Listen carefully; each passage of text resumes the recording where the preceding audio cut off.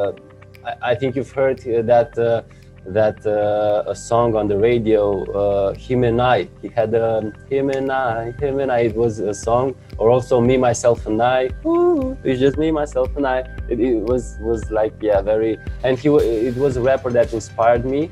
And I was sitting at the table with my mother 4 or 5 years ago, and told her one day I'll meet this guy. And she was like, oh, okay, our child is crazy. And I did meet him on an interview, and it was a very special occasion. And he even accepted to do a photo with me one-on-one, even though he does not accept that. And again, this exchange of energy, great, mind blowing. And then I realized that everything is possible. If you try enough and if you hope, it is possible.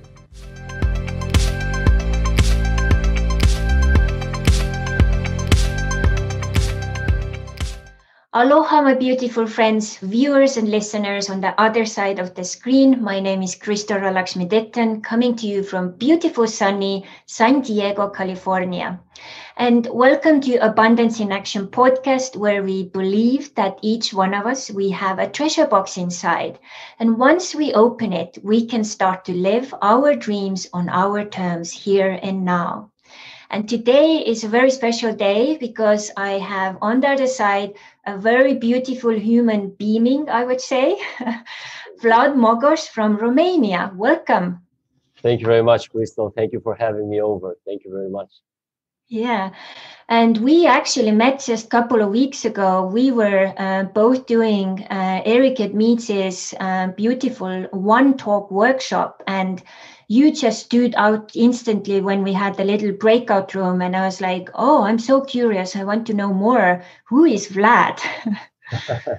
Thank you very much, Crystal. Yes, it was an outstanding workshop, and I do feel blessed that I could be part of it, and that I've met you and I've met others, and really beautiful people that we managed to connect over there. And good things happen because this way we met, and we could now co-create this beautiful podcast in this hopefully beautiful edition. Yeah. And before we dive deeply in, there are so many different topics we can really explore. I would like to introduce you a little more. And you are actually really young. You say here you're born in 94. It's like, wow, there is so much ahead of you. Like the whole world is your oyster. So really cool. And you are a dreamer, a non-conformist, a rebel. Growing up in a small town in Romania, you always felt like you were destined for more. And you actually then moved to Bucharest, Romania's capital, to study. And you became actually an engineer. But deep inside, you had this real urge to, to be a show host or an actor, speaking to an audience and to the world. And the urge was so strong that at some point you actually had to just follow this and figure out where this will take you. And you started to discover Toastmasters, and soon you became a local champion in public speaking in the area of Bucharest. And that also led your interest also into television. And you actually, during the fourth last year of university, you told yourself that, okay, I'm going to make it to national television. You sent many CVs and nothing was really happening until one day, one of the radio stations let you do internship. And then things started to really pop up from there. And in 1 year, you were employed at the show business television. And in 2, he was employed at the biggest and the most well-known television of Romania, Pro TV. And during this journey, you interviewed many famous people, both national and international. Some of to mention Paris Hilton, Adrian Brody, Guy Easy, and many more. And just recently, you actually became a national public speaking champion, winning the first place on Romania and Republic of Moldova. So how amazing. And this last summer, you actually left television to pursue your dream, becoming an actor. And you're now preparing and doing everything you can to start that new chapter. And currently, you own also North Generation. This is your own public speaking company, which you just recently opened. So for your young age, you have already like managed and discovered so many of your talents. And I'm so excited because so many people, they wait their whole life to do this and they're not really listening to that urge. And one really inspiring quote I would like to start our journey is actually from Søren Kierkegaard, who was a really out of the mainstream philosopher from Denmark. And I remember when I found this quote, I was actually studying in Norway, and it just really touched me because it talked to me on a deeper level. And I know, knowing your story a little bit, it would probably also make you feel the same. And he said, to dare is to lose one's footing momentarily, not to dare is to lose oneself. So, with that said, what would you say to people who are here? Probably also right now, we are still in challenging times, and maybe those little urges and voices inside of us, which are probably connected to our gifts and talents, are getting louder. What would be those maybe first steps they could take to start to, like, this new chapter, to figure out like, okay, I have this urge, so maybe I should do something about it. And that's the hardest thing. Sometimes we just kind of, feel like we are paralyzed under so many excuses. And also when we have people around us who don't believe in our dreams, we just let it go and then we just continue our miserable life. What would you say those first steps would be to follow the urge and the voice? First step, be brave. Be brave and be crazy. I think those are the first things that you have to take into account, because throughout my journey, as you've mentioned, I did realize some things up to this point, after 27 years old. I was very supported by my parents, by my friends. Well, not from the beginning by my friends, but I did manage to convince them eventually. And by God, because I believe in God, and I believe that it helps me and guides me through my meaning, through my North Node, and so on. So the first step is to be brave, because when you are brave, you begin to see things. Your mentality shifts. You begin to take into account doing that thing. I don't know. Let's say there's somebody that watches us, and he works as a programmer, and maybe he's fascinated by painting. Be brave. Go to a painting school. Do some little courses. Nobody's going to judge you, and if they are going to judge you, this is nothing compared to being aligned with your inner energy, with your higher self.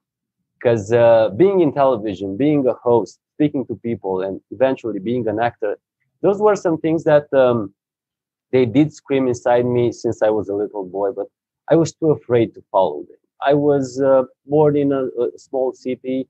We didn't have too many opportunities. All the people were going either in engineering or doctors. So those were the two main things. And I thought to myself, okay, so I'm going to be an engineer, just like that. But universe has a strange way of working, because while I was in high school, my Romanian teacher was asking me to go to the school's theater troupe, to the school's theater team. And I was like, no, I don't want that. I want to play and go out and meet girls and go to the club. I was 17 years old. And she once forced me and threatened me that she was going to lower my mark. And I was, okay, let's give it a shot. And everything changed for me. Everything changed for me. And the first person that somehow guided me to theater and to public speaking is my mother. And I'm eternally grateful. Somehow my mother felt, and she saw the potential in me.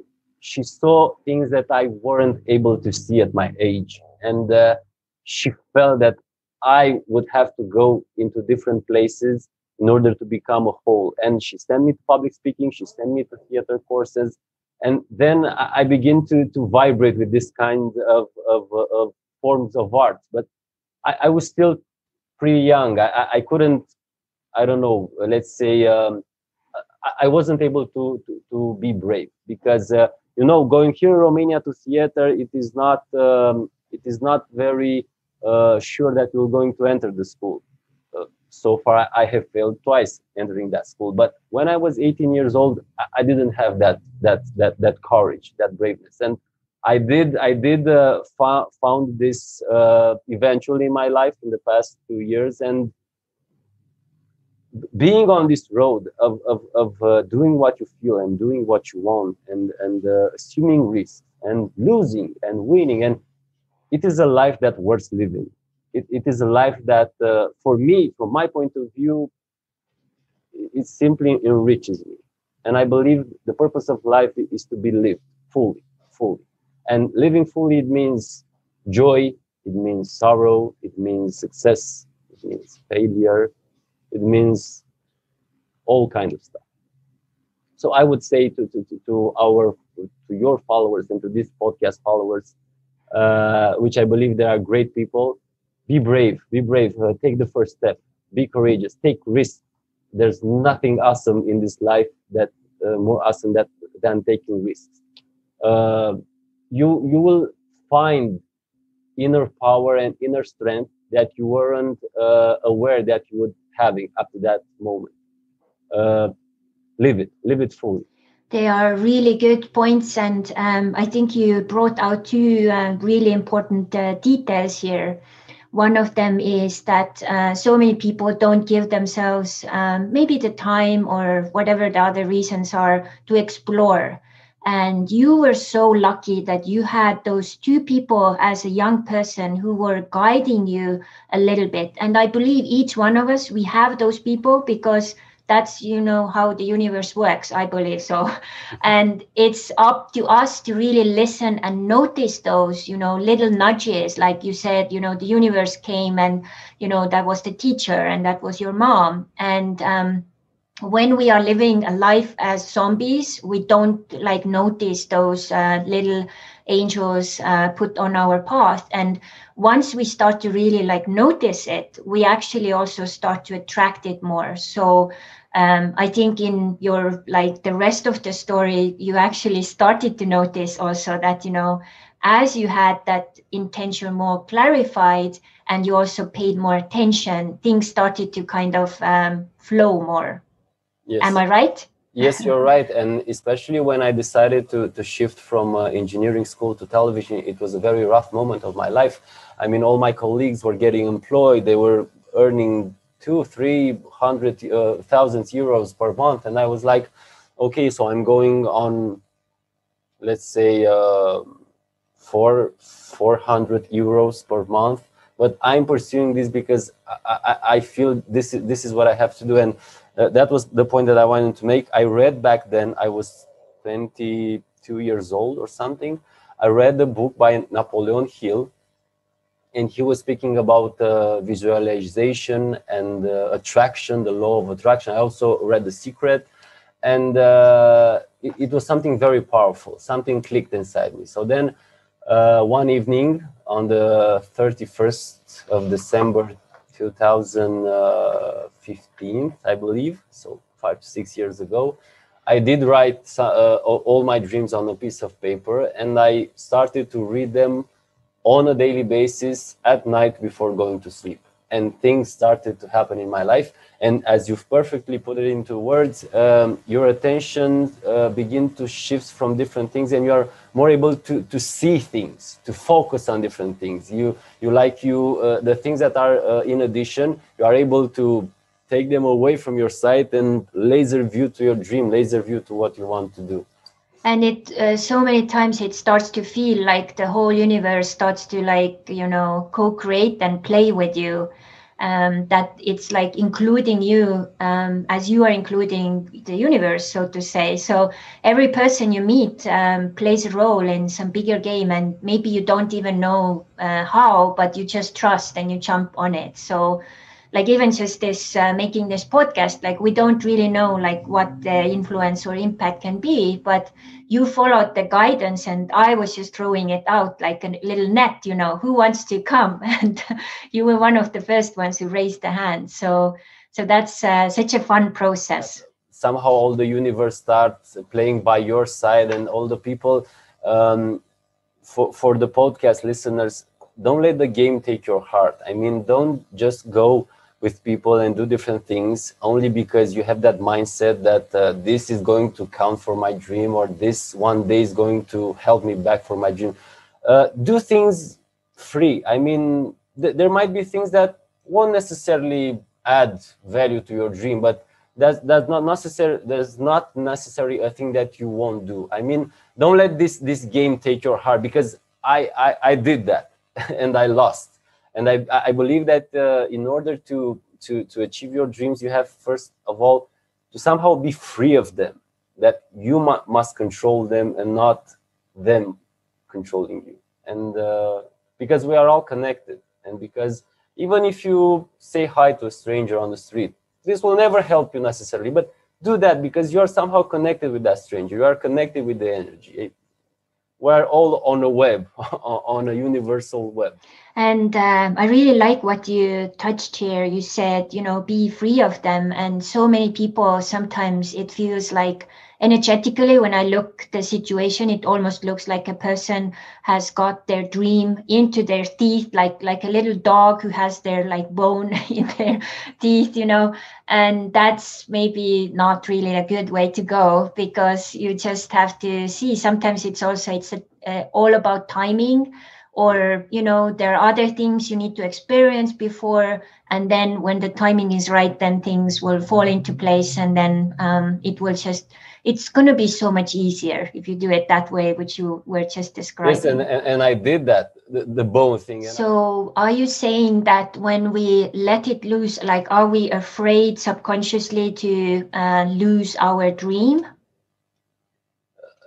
Yes, because I believe this is the reason why so many people somehow treat this process of achieving your dreams so fanatically and so consuming. Because I did that, and it consumed me. What was supposed to be something fun and something enriching, transformed into something that it was very consuming and very anxious. And for example, if you play a role in acting, if you struggle on that character to be perfect, it would be a mess. It would be a total mess. But if you instead loosen a little and start to relax, you'll feel your body. So this is my case. I feel that somehow my soul connects with something higher than me. And all that experiences, all that characters, all that, and this is a priest that told me this, all the characters from books, from history, from movies that we have to play as actors, they somehow already exist. That things have already happened, either in the mind of a writer, either in history like Hitler and so on, either in imagination and so on. So if you connect with God, I might say, who is the creation of all those things, he enriches you with this experience. So you somehow, okay, you have to do your work, you have to do your labor to learn and to understand the role, but that spark of life that comes from a different place. So you can only achieve that if you are able to put that ego aside, put that complex of performing aside, put that obsession of being the best and being a celebrity and being well known and having fun, a lot of fans and stuff like that.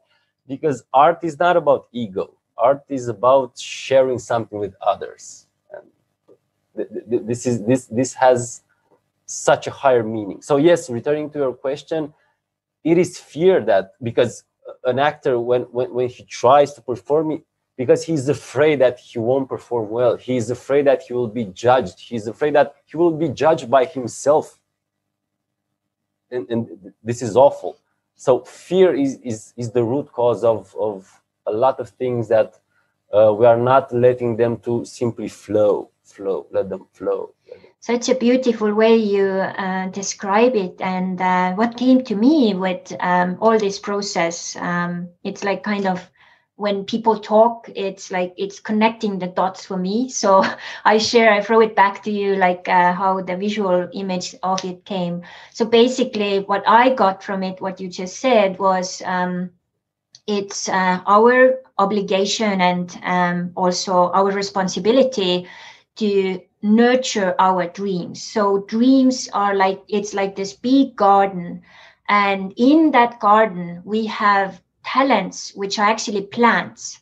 So if we take care of this garden in such a way that, you know, as you said, like no ego and play and more like kind of, you know, see what it creates meaning through and so on, then it kind of turns into this organic gardening experience where you nurture, and then your dreams also know that, oh, it's safe here. I can nurture, I'm nurtured, I'm fed, I can actually start to blossom.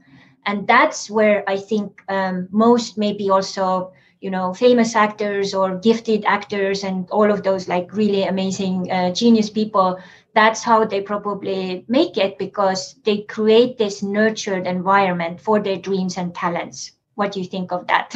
Yeah, I believe you put it well in words. You put it extraordinary. I also had the images of what you were saying to me. Yes, because let's not say they have the obligation, because it is a little. Yeah, it's a little hard word. Yeah. Let's say it's a maybe, possibility. maybe the of choice. possibility. Yeah, maybe that's great, Crystal. That's great. Maybe the possibility of choice. And yes, if you manage to keep this connection, the dream will find a place in yourself to nurture and to blossom. Yeah, you said it perfectly. I'm totally agree with you. Yeah. And just like, you know, take a little example, you know, it can be whatever creative process, but, you know, when a writer starts to write a book, you know, it needs to be nurtured. Like, you know, if the writer doesn't write those words down, there will be no book. Yes. So it needs the time, it needs the, you know, like a plant, it needs water, sun, you know, soil, all of these things need to happen so that it can flourish and turn into something. And that's where that possibility of choice comes in. Like we have to like consciously and with our intention then like, okay, I'm a gardener in this, you know, and it's up to me if I will nurture it. Like in your case, you know, you had that crazy voice saying, okay, television, and you started to nurture it. And sometimes, you know, many people also think like, oh, if I don't get my future like dream job right away, then I'm not going to do it. But you did it in a very smart way. Like, okay, what's the first thing where I can start? And you started with the radio. And then from there, things were like starting to come to you. Yes. And I have to mention here that it wasn't my idea with radio. It was something else who had a lot of experience in television that gave me this idea. So I think step 2 in achieving your dreams is connect with others. Connect with others, because if you live only on yourself, and I also did that, you'll be blocked in your own energy, own thoughts, own plans, own images. But if you can, like we are doing right now, like we are connecting, I receive wisdom from you. I receive energy. You do the same from me, because great things are always achieved when we are more and more, not only one man. Yeah, it's all in sharing. That's where it multiplies and amplifies. I so agree with you. Yes. This is why I also love all kinds of communication. And as you know, my background is anthropology. So everything to do with human connection and cultures and communication is really amazing. And I think that's really important that all of us will kind of, you know, at times take it apart as a puzzle, you know, and then figure out like what works, what doesn't work, and then put it together again so that it can serve us the best possible way. And now, once you got into that job with the TV and you also started to really work with like big, you know, celebrities and, you know, also interview them, you know, how was it to talk to those kind of people? What were your experiences? Were you intimidated first time? You like kind of sat down with Paris Hilton? Well, with Paris Hilton, it was, yes, I would say an interesting experience, but the reason is because I was already doing for 1 year television, so somehow I did have the experience to handle such a big celebrity like Paris Hilton. I remember right now I was at the seaside here in Romania at Mamaia. So Mamaia, it is a town at the seaside where all the clubs are going mad in the summer, and Paris Hilton was to come to Mamaia and to DJ, to mix in that night. And I remember that I waited her for 4 hours in summer sun at 40 degrees, and I was waiting her in front of the club. My cameraman was telling me, "You're crazy, man. Go home. She will never speak to you." But I felt, again, I felt it. I felt that. I hope you had sunscreen on. Yes, yes. Well, I don't remember if I had. I don't remember. I might have. And but again, I did feel that thing that I'm going to connect with her. It will be a crazy exchange of energy. And she did come eventually, and she popped up from the limo, and she was with a lot of bodyguards. I was somehow trying to throw the mic to her. So, Paris Hilton, how is Romania? Trying to speak with her among the bodyguards, but they didn't let me too well to communicate with her. And she entered the club. I entered after her, even though we weren't allowed. And I took my cameraman with me, and I told him, come on, something will happen. I feel this. I feel that something will happen.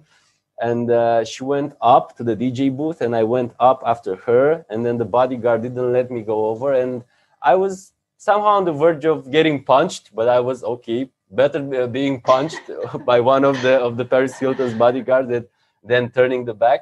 And somehow I believe, because we said we are all connected, I think somehow she saw that, or she felt that, and she told her bodyguard, "Okay, let him come up."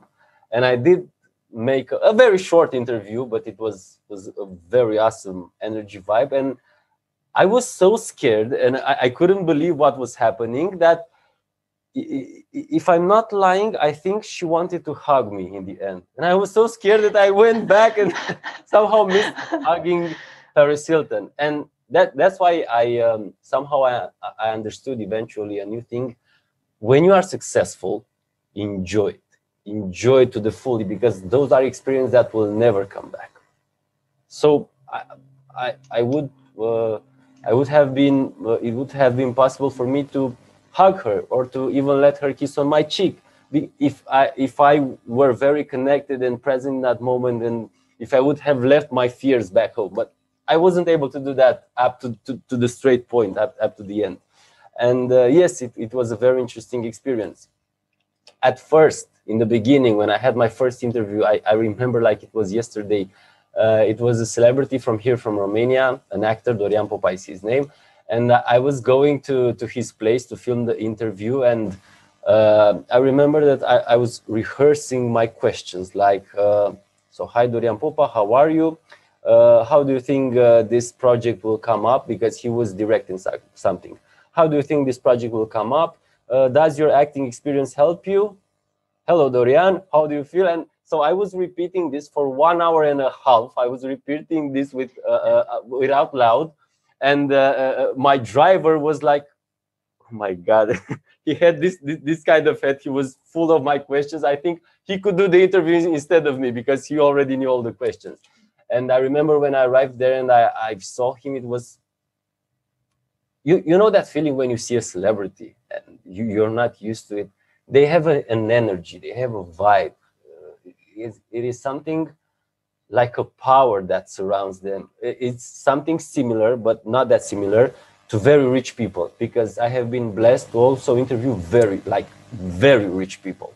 And they have some, like a ring of energy is flowing around them. But with the celebrity people, this is more acute. You can feel this much powerful, or at least for me, because I'm very fascinated about this idea of celebrity and being well known. And he turned to me, he looked at me, and I was terrified. I was petrified, and he was like, "Oh, welcome, come here, man, come here. Let's do the interview." And somehow he managed to break that barrier, and it was awesome for me. And I managed to pull it off and to make a great interview. And from that point on, it became like a routine for me to see celebrities, to interview them. There was a lot of things that happened. Once during a live broadcast, my cameraman fell down during the live broadcast. Ooh. Yes, he fell down with the camera. If you would like, I could send you the image, and you could integrate into this interview. I don't know. In my first live, I couldn't hear the transmission, so I was on the verge of coming to the national TV on live broadcast and staying like that. But again, someone just stepped in and changed my earpods, and then I could only hear. So Vlad, now we're going to you. And again, I connected with something. God helped me, and I delivered perfectly, even though I was a little bit offbeat. So it is a life that full of adventures, and also acting is a life full of adventures, because you experience on a spiritual and emotional level different lives, different periods of time, different situations, and I believe this is somehow my drug. This is what I like, and because talking about dreams and doing your passions, there are a lot of people that are very passionate about being a programmer or an economist or having a very settled life. That's okay. That's okay if you love that. But if you are an adventurer like I am, it would be a pity to live and to do a desk or an office job. It would be such a pity for your soul, for you. You will never feel truly fulfilled. Yeah, it will be quite a big of waste. What you are explaining here is really very close to my heart as well. I call myself explorer, adventurer as well. And I think one thing which really fascinates me about that drug you were mentioning is actually meeting the unknown, that then you have to just flow, you have to trust, and everything you have, accumulated prior that moment, you can put into use, and then whatever you need, you just kind of tap into it, and you just have to trust. Like doing this podcast is the same thing. I do the preparation, but then I have no idea where things go. So it's a co-creation, go dance with the guest, and then going into it, it's like both of us, we trust that, okay, we are doing this, we are co-creating, we're dancing, and we know that out of that unknown comes something known. And as you said, like the connection and wisdom will kind of surface. Yes, and that's why you inspire me very much, because I feel that energy in you. And also, I've read your bio, and you say there that you are a daughter of a sailor. So somehow you have that adventure spirit. You've been to 30 countries, and I believe it is great. It is great. I mean, yeah. So is there another celebrity story who you connected, or something which stands out, which you would like to share here now? Well, I do remember that I have interviewed Adrian Brody, who played in The Pianist, and it is the youngest male Oscar winner of all time. Great experience, and that was the moment when I was fascinated, because some celebrities here in Romania are very narcissistic somehow. They consider themselves to be very big and very important, and somehow they treat reporters with lack of respect. This is the reality. But Adrian Brody, who was a Hollywood international famous actor, he was so down to earth, so normal, acting so normal, so relaxed, like the two of us speaking right now. And that was a lesson for me. Like, okay, we are people, we are souls, first of all, and then we are actors and celebrities and so on. This is one experience. And the last experience that I want to share with you, I have this rapper, G-Eazy, that I love him very much. And I think you've heard that a song on the radio, Him and I. He had Him and I, it was a song, or also Me, Myself and I. Ooh, Ooh, it's just me, myself, and I. It was like, yeah, very. And it was a rapper that inspired me. And I was sitting at the table with my mother 4 or 5 years ago, and told her one day I'll meet this guy. And she was like, oh, okay, our child is crazy. And I did meet him on an interview, and it was a very special occasion. And he even accepted to do a photo with me one-on-one, even though he does not accept that. And again, this exchange of energy, great, mind-blowing. And then I realized that everything is possible. If you try enough and if you hope, it is possible.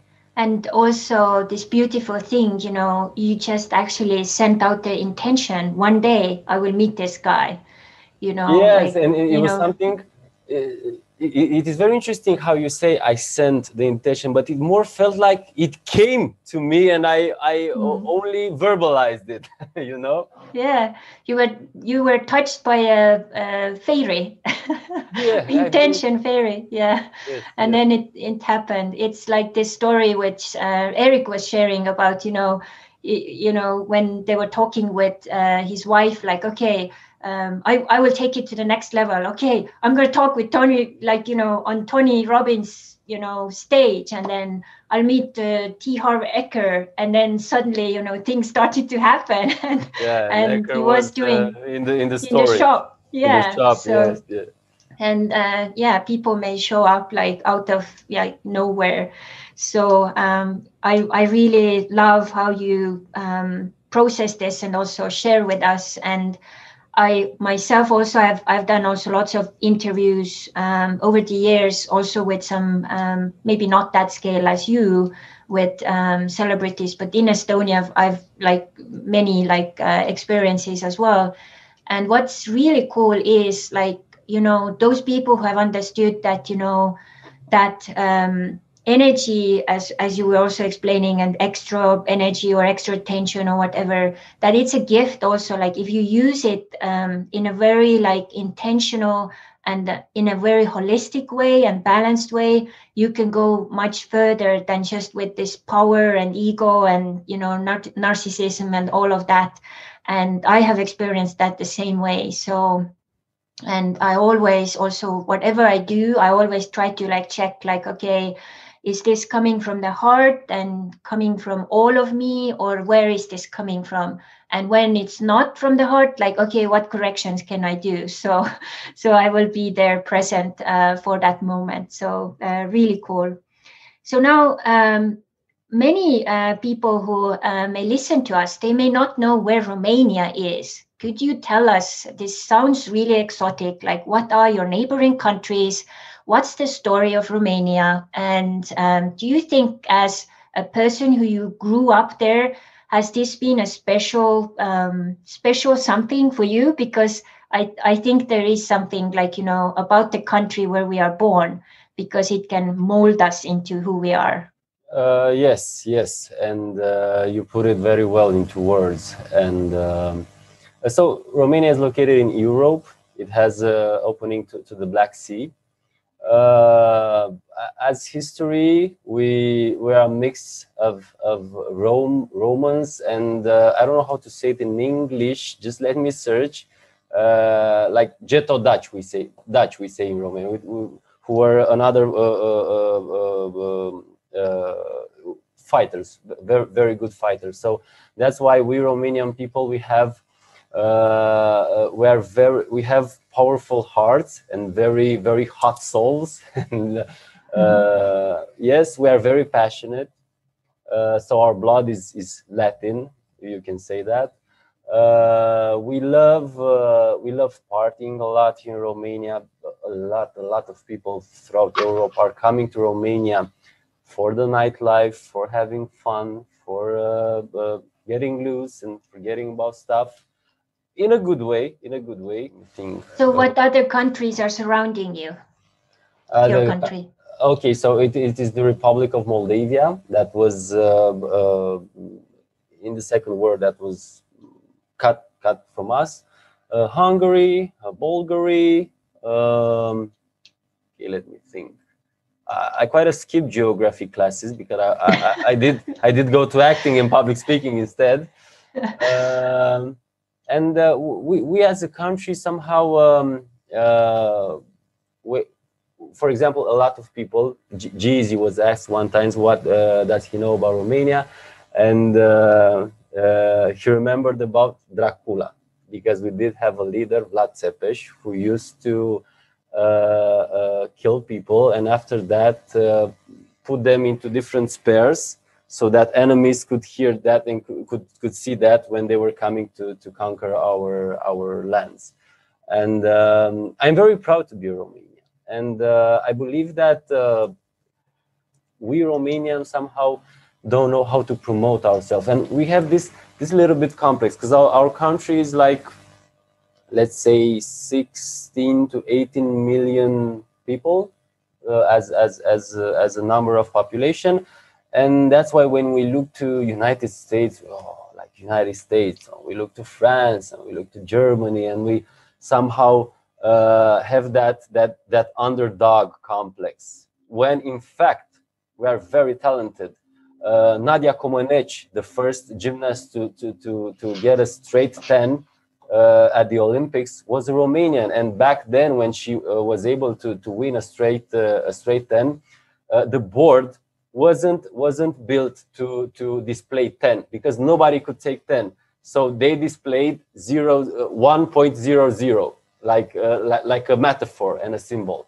We have Gica Hagi, who was a great football player here in Romania, and who did history at Real Madrid, at Barcelona. We have Gica Petrescu, who was the first foreign captain at Barcelona, also a soccer player. So we have Petre Poenaru. He was the one who invented the pen. It was invented in Romania. So we have great history. We have special people here. We have great food. Yeah. If somehow, Crystal, you are able to come here to Romania, I invite you, and I have to give you sarmale to eat, because sarmale is our traditional. It's like meatballs, but they are wrapped in lettuce, and they are boiled, and they are great. Mm. So we are special. We are special Romanian people, and we are talented, and we are talented even in movies and in theater and in singing. And we have, for example, this is the first example that is coming to my mind, that is popping up to my mind. Alexandra Stan, who had Mr. Saxo Beat. This was a song and was worldwide known. And we are special. We are special. And funny thing, because I know that now we are living during very, very hard times, especially COVID times. And, it's this problem with different quarantine periods, and having the vaccine and vaccinating the population and stuff like that. And I was here in Romania is this mentality, because we don't know how to manage the pandemic, and those politicians only took bad decisions and only did bad things, and so on and so on. And I once, 2 weeks ago, spoke with one of my friends who lives in Canada. This is Canada. And he told me that the situation there was a lot worse than here in Romania. And then I realized, we love to complain, but we should work instead and keep the things moving. Yeah, I so agree. Right now, we are recording this in the end of April here. And in Estonia, it has been super difficult. It's like basically the whole country have been completely closed down. Everything is closed down, even the gyms and stuff. So it got into a really extreme situation with the COVID.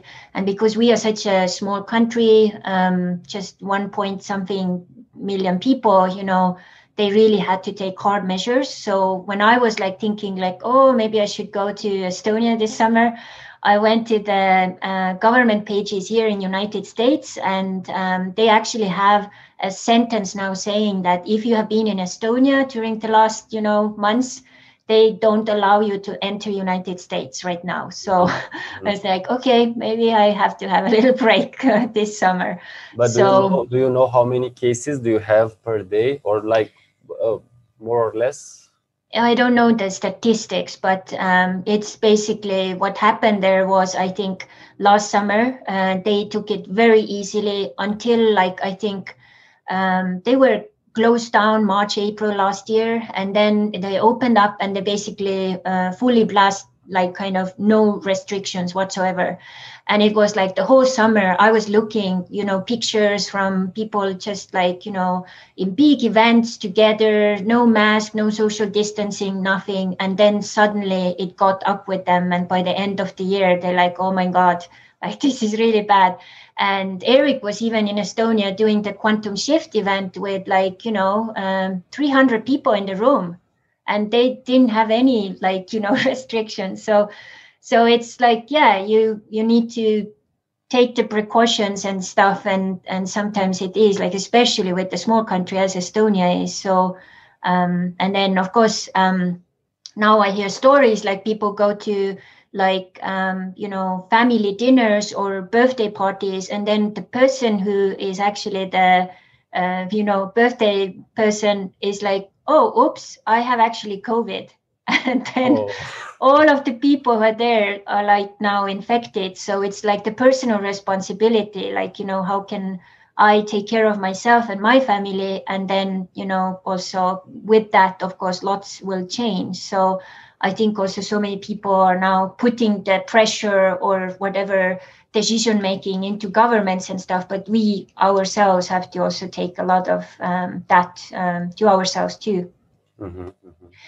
And you also actually shared that you made history with this one show, TV show, where you got also major restrictions. You couldn't do it the old way, but you guys actually kept going. Like, can you share what that experience was like? And is the show still going, or how is it?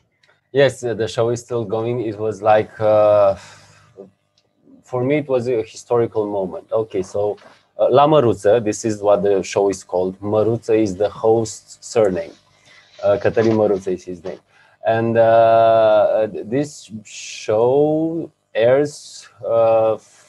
has been airing for 13 years. So I was a child when the show emerged.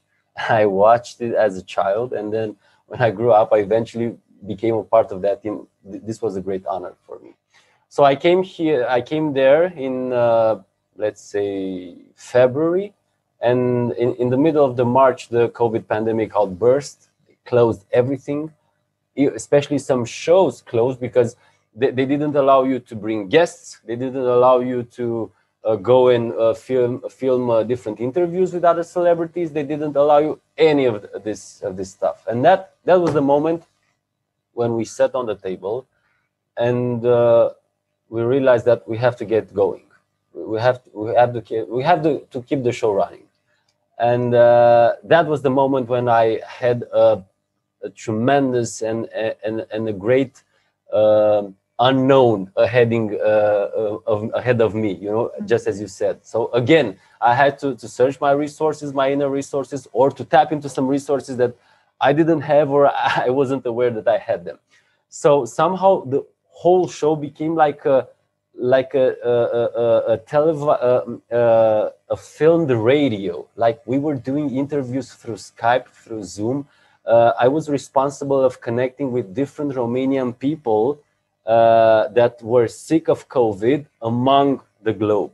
So I was speaking with Romania in New York. Then I was speaking with Romanians from Italy. Oh my God, what happened in Italy? Best of wishes to our fellow Italian brothers.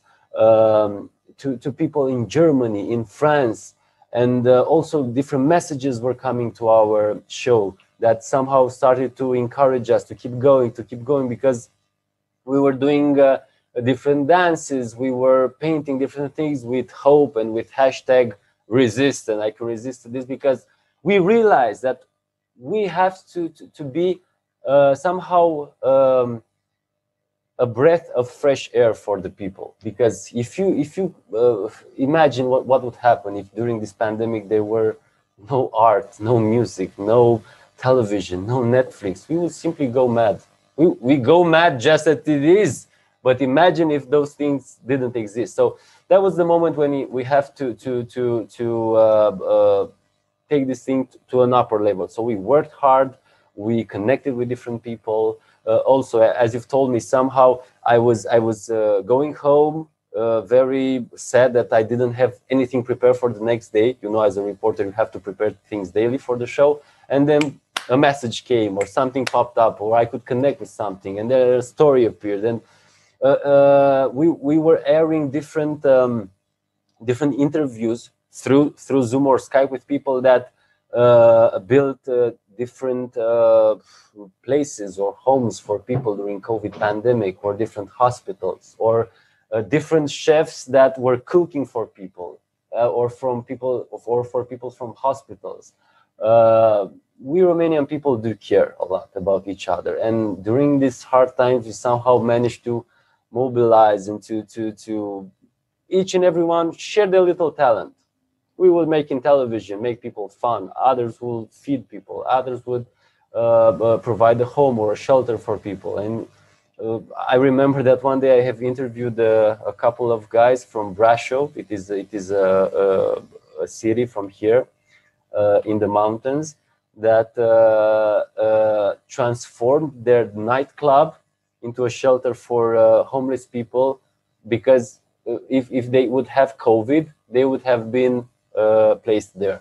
And I believe this is what true humanity is about. And there was a moment also, this was a moment also when I realized that we Romanian people are very valuable, very strong and very valuable.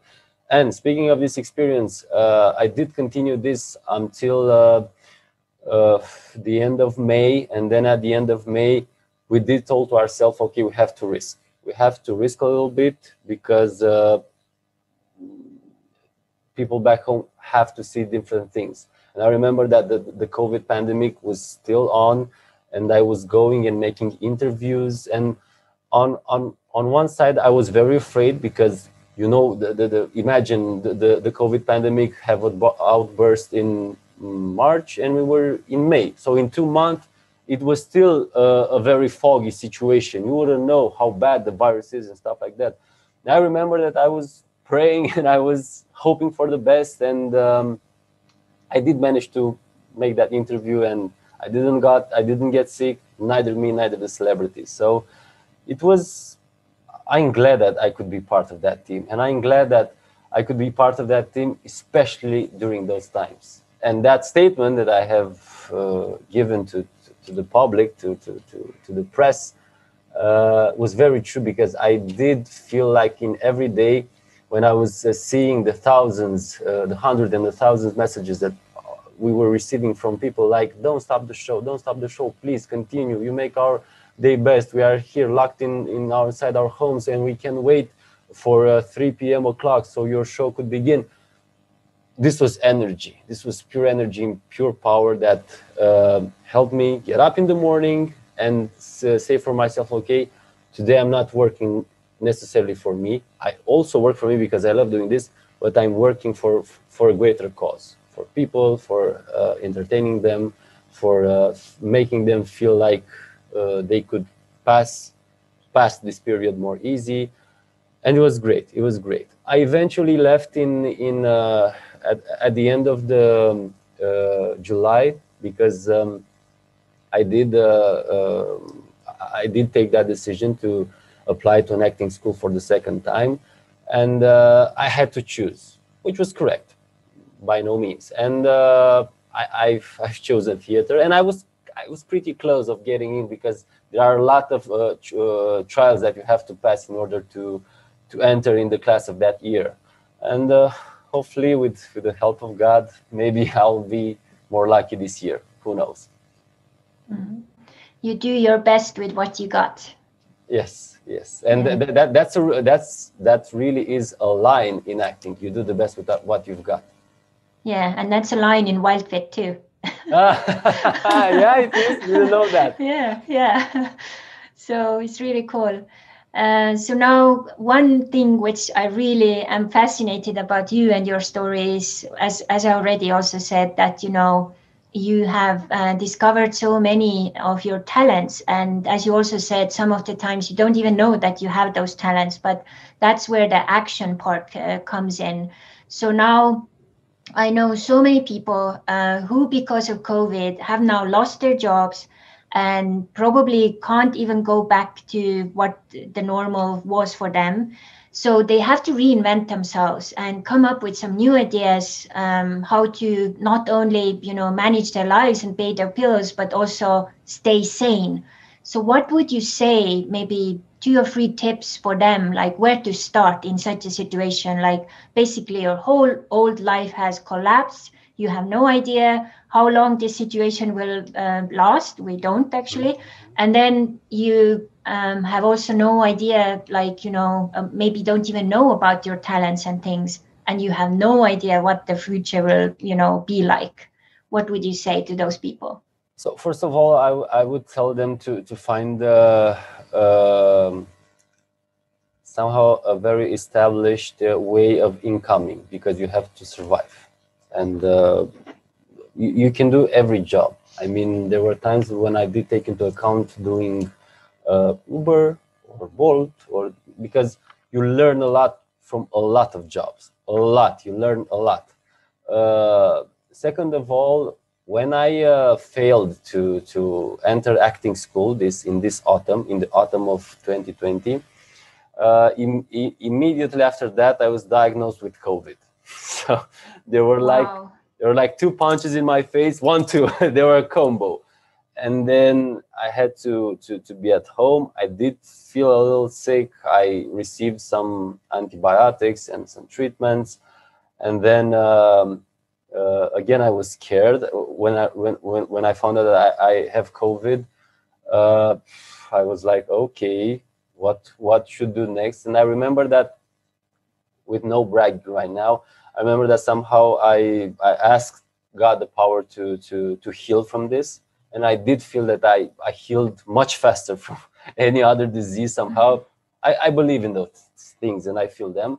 And I remember that I was after 2 months of taking antibiotics. No, 2 months. Sorry, after 2 weeks of taking antibiotics and feeling ill, because I did feel ill. I did feel ill. There were days when I couldn't literally get out of my bed. And after 2 weeks, I started to feel better, and I went to test myself to see if I'm negative. And the test came positive again, because there are some human organisms that keep the virus much longer, even though the virus is not, from that point of view, doesn't harm anymore, but you keep that and you are infectious, and you can transmit it to other people. So I came back home, stayed for another week. I simply felt like my mind was going, oh. And then I came again, I tested, I was negative. And then the second day I wanted to go out, I had a very strong back pain, because back then I had some problems with my back. And I remained stiff.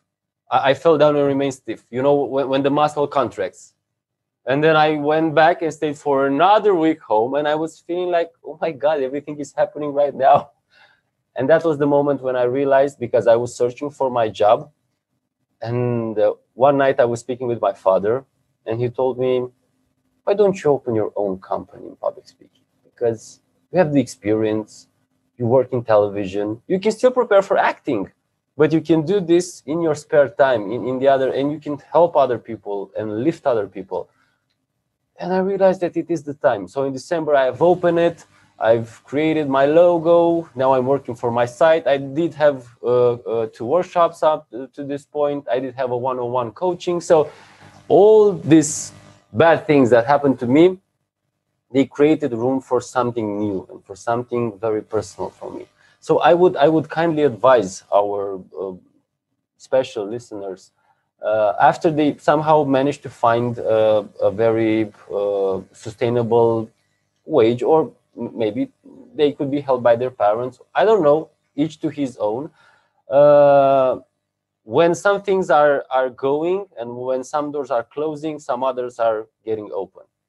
And they should spot those things, because this is a moment when you can reinvent yourself. I don't know, find your talents, or think about the experience. Think about what would you like to do. Think about how the experience that you have accumulated can be transformed and served into other lane, into other field. Have a very broad and a very large point of view, so you can notice, you can spot, because as I've told, some doors are opening right in that moment, right in that spot. And many times even the windows will open too.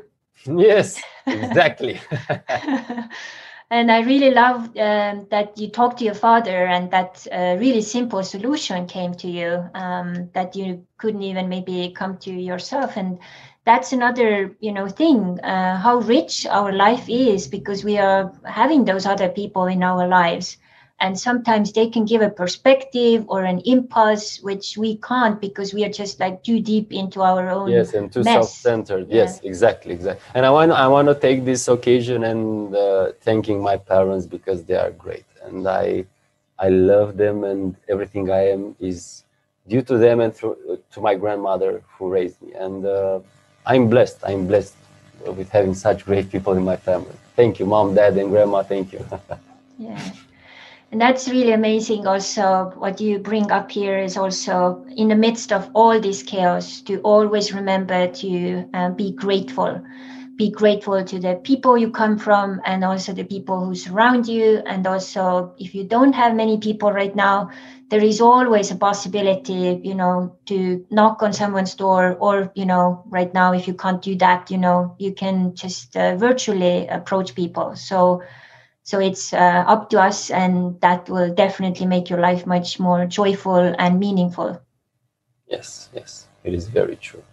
Yeah. And another thing which I picked from this reinvent process, as you were talking, is I think it's also our, as we started here, choice of possibility to choose more joy into our lives. Because the joy is like a compass to us, like, okay, if I do this thing and I feel so joyful and so happy, then it's almost automatically also giving us meaning. And there may be your new plant, the talent, the new thing in your garden, which you can start to nurture. And once you start to do it, I have experienced it in my life, and you have experienced it in yours, and many others have in theirs, is once you start to nurture it and you do it regularly, it will also blossom one day and also give you the fruits, whether it's also, in money form or connections or possibilities. It's just the universal law. Once you take care of it, it will just one day blossom, and then the fruits will come. Yes. Very, very great and well put into words. You're very visual. I mean, when I hear you speaking, I can see all those things. Yeah, you are helping me so well. It's just like you throw it out, and then I just put subtitles under. Thank you. Yeah.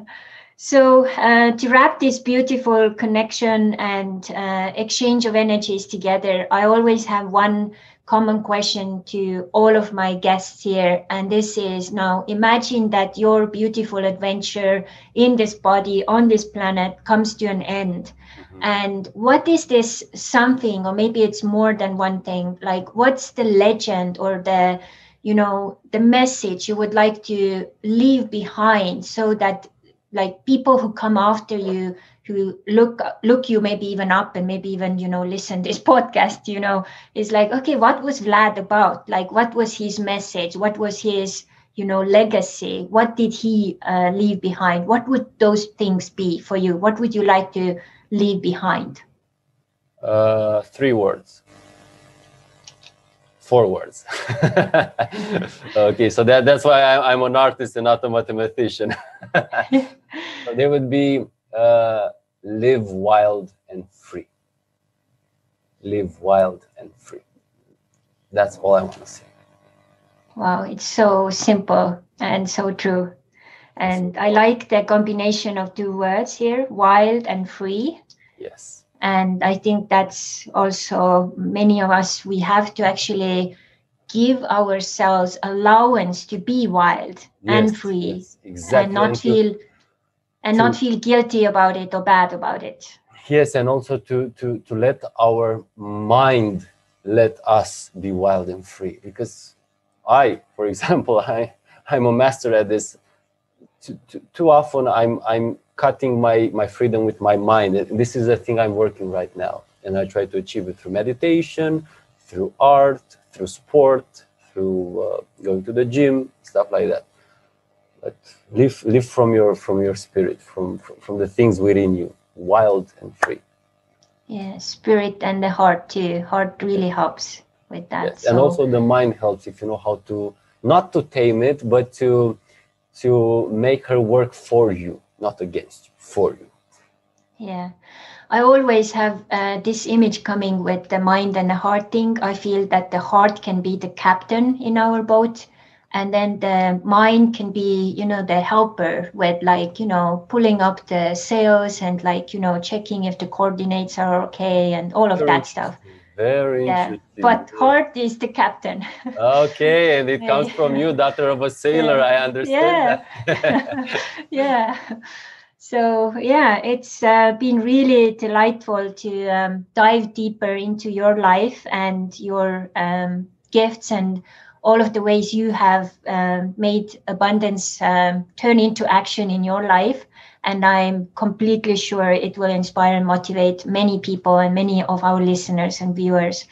But before we say goodbye, you also have a beautiful gift you would like to share with our listeners and viewers. Can you say some words about it? Yes, thank you very much, Crystal, for asking me. So it is this book that I have finished reading recently. It is called, okay, I'll show it to the camera, King, Warrior, Magician, Lover. It is a book that contains the 4 major archetypes of the masculine self.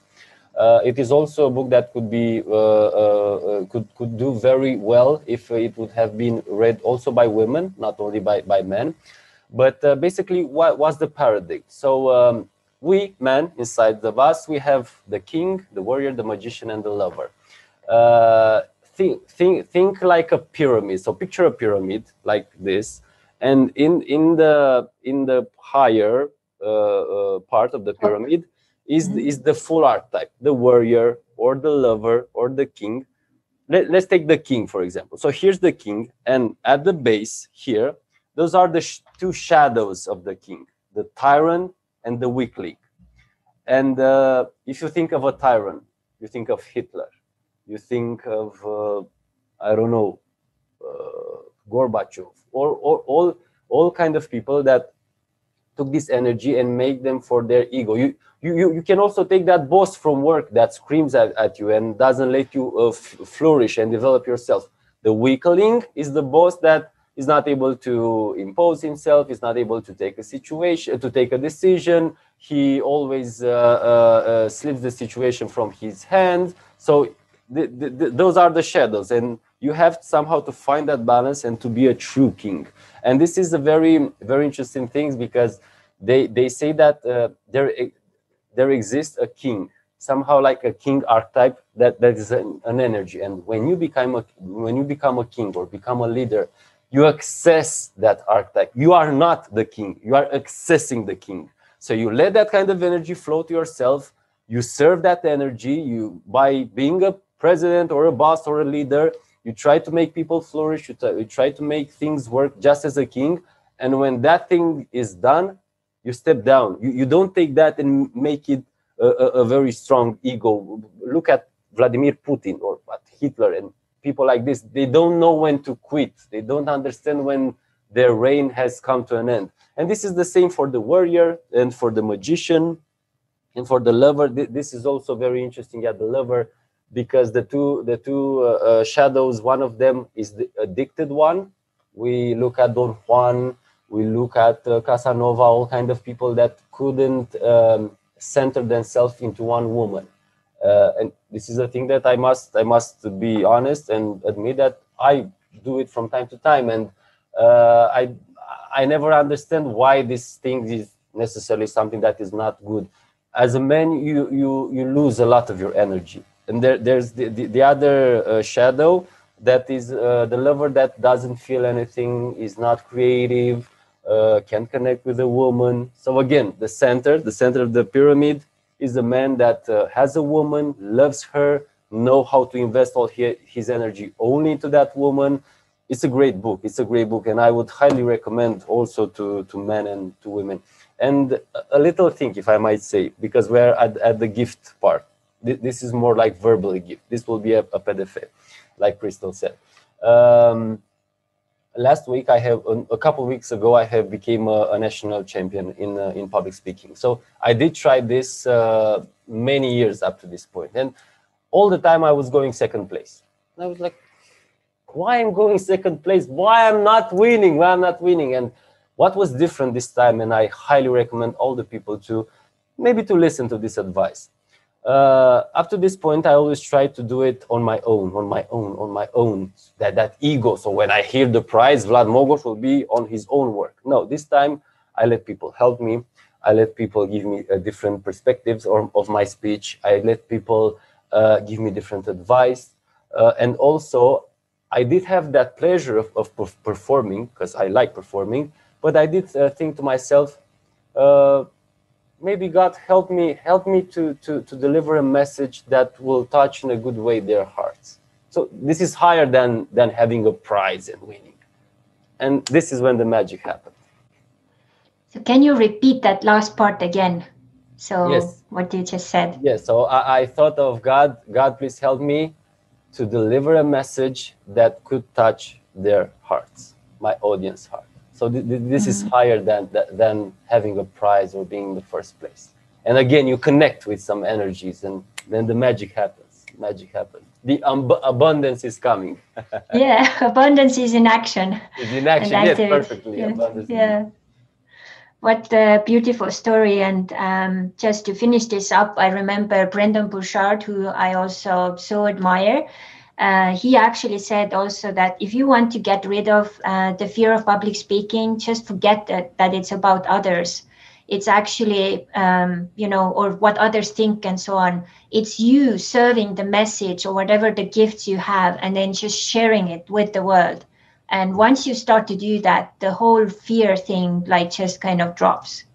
Exactly. And it's just so amazing. It just kind of exemplifies what you were saying. So thank you so much, Vlad. And it's been such an honor and such a pleasure to get to know you, get to know a little bit more about your beautiful country. And once this thing kind of disappears here and we can start to move again, me and Michael, we are planning to come to Europe again one time, and then we'll do a tour. Romania. Come to Romania. Okay, I have here a place for you to stay. We could have fun. Very nice. Different place for Romania. Thank you also, Crystal. It was a great experience. It was a first for me. Such a long interview, such a long podcast. You are great. You are very creative, and you are also an adventurer and a very wild spirit, and I connected with that. And thank you for the questions. Thank you for your time. Thank you for having me. Thank you for that meditation from the beginning. It was great. Thank you very much. Thank you very much. Thank you. And we wish you all the best luck with the next trial with going into the actor school. And maybe it's the same. You can ask also, God help you, and, so that the heart energy will be as a captain. And then maybe that's the little missing part of it. And then we will, once you get in, let us know so we can put it in the notes that, yay, Vlad is now in the school. So kind from you. Thank you very much. Yeah, thank you so much, and all the best. And we will be definitely in touch, and who knows, maybe there will be some more co-creation in the future. Yes, of course. Thank you very much. Thank you.